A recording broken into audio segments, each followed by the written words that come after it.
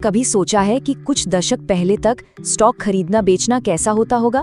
आज की तरह एक क्लिक में नहीं, बल्कि सोचिए, जोर जोर से चिल्लाकर और कागजों के बड़े बड़े ढेर के बीच।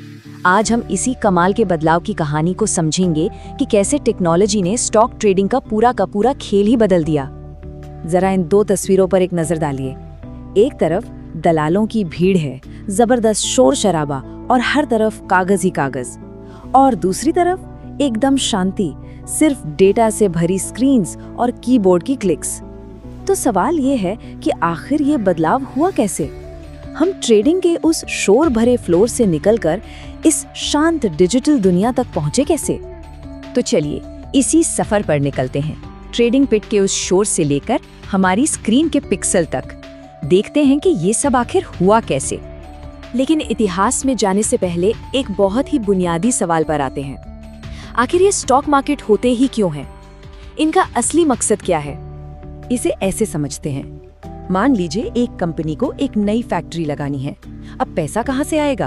तो वो स्टॉक मार्केट के जरिए आम लोगों से पैसा जुटा सकती है, और बदले में हम और आप जैसे निवेशक उस कंपनी के विकास में हिस्सेदार बन जाते हैं। मतलब कंपनी को पैसा मिला और निवेशकों को कमाई का मौका। ये एक ऐसी विन विन सिचुएशन है जो पूरी इकोनॉमी को आगे बढ़ाती है। देखिए, ये कोई आज की चीज नहीं है। इसकी जड़ें तो 1602 के एम्स्टर्डम तक जाती हैं। फिर सदियों तक लंदन और न्यूयॉर्क जैसे शहर फाइनेंशियल हब बने रहे। लेकिन जो असली क्रांति आई वो आई 1970 और 80 के दशक में, जब कंप्यूटर्स ने कागज और कलम की जगह लेना शुरू किया। यहीं से आज के डिजिटल बाजार की नींव पड़ी थी। अब बात करते हैं भारत की। यहाँ जो बदलाव हुआ वो किसी क्रांति से कम नहीं था। जिस काम में दुनिया को दशक लग गए, भारत ने वो छलांग कुछ ही सालों में लगा दी। हमारी कहानी मुंबई के एक बरगद के पेड़ के नीचे शुरू हुई, जहां से 1875 में बीएससी की स्थापना हुई।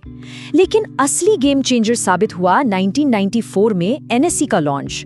इसने पूरे भारत में कंप्यूटराइज्ड ट्रेडिंग की शुरुआत कर दी।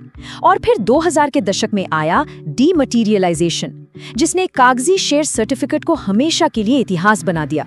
ये एक बहुत बड़ा कदम था। इस पूरे बदलाव के पीछे सेबी एक मजबूत पिलर की तरह खड़ा रहा। 1992 में इसके बनने से आम निवेशकों को ये भरोसा मिला कि बाजार में उनका पैसा सुरक्षित है और उनके साथ कोई धोखाधड़ी नहीं हो सकती। डीमटीरियलाइजेशन का असर कितना जबरदस्त था, इसे ऐसे समझिए। पहले शेयर खरीदने का मतलब था कागज के सर्टिफिकेट संभाल कर रखना, जिनके चोरी होने, कटने फटने का डर हमेशा लगा रहता था। और आज सारे शेयर एक डीमैट अकाउंट में पूरी तरह से सुरक्षित हैं और ट्रांसफर बस पलक झपकते ही हो जाता है। ये वाकई ट्रेडिंग की दुनिया में एक क्रांति थी। तो इस नए और टेक्नोलॉजिकली एडवांस्ड बाजार में कौन लोग ट्रेड कर रहे हैं? चलिए देखते हैं कि आज के मैदान में कौन कौन से बड़े खिलाड़ी मौजूद हैं। देखिए, बाजार में हम और आप जैसे रिटेल इन्वेस्टर्स तो हैं ही, लेकिन असली हलचल मचाते हैं बड़े इंस्टीट्यूशनल इन्वेस्टर्स। इनमें आते हैं DIIs, यानी हमारे देश के बड़े संस्थान जैसे म्यूचुअल फंड और बीमा कंपनियां, और FIIs यानी विदेशी संस्थान। इन्हें स्मार्ट मनी भी कहा जाता है। क्यों? क्योंकि ये बहुत बड़ी मात्रा में और गहरी रिसर्च के बाद पैसा लगाते हैं। इनके बड़े सौदे बाजार की दिशा तय कर सकते हैं, इसीलिए कई ट्रेडर्स इनके कदमों के निशान यानी इनके वॉल्यूम और प्राइस एक्शन पर कड़ी नजर रखते हैं। अच्छा, तो अब देखते हैं कि ये सब असल में काम कैसे करता है। आज के एक ट्रेडर के लिए कौन से टूल्स जरूरी हैं? ट्रेडिंग करने के लिए असल में 3 चीजों की जरूरत होती है। पहला, आपका बैंक अकाउंट जहां पैसा है। दूसरा, एक ट्रेडिंग अकाउंट जिसके जरिए खरीदने या बेचने का ऑर्डर दिया जाता है।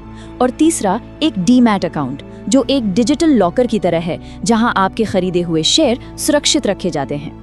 ये तीनों एक दूसरे से जुड़कर काम करते हैं और पूरी प्रक्रिया को बेहद आसान बना देते हैं। पूरी प्रोसेस अब कितनी ज्यादा सरल हो गई है ना?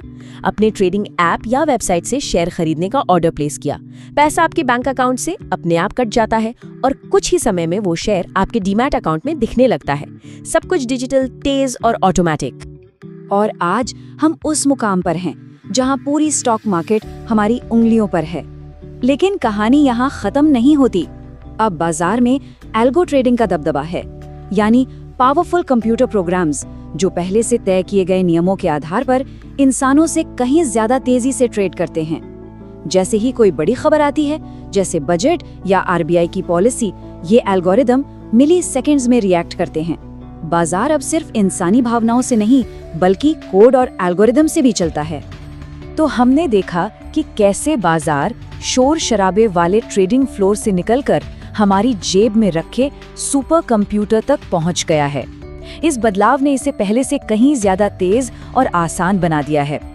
लेकिन जब टेक्नोलॉजी इतनी तेजी से बदल रही है तो ये सोचना दिलचस्प है कि ट्रेडिंग का भविष्य कैसा होगा। क्या अगला कदम आर्टिफिशियल इंटेलिजेंस का होगा जो हमारे लिए ट्रेड करेगा? ये सवाल वाकई सोचने वाला है।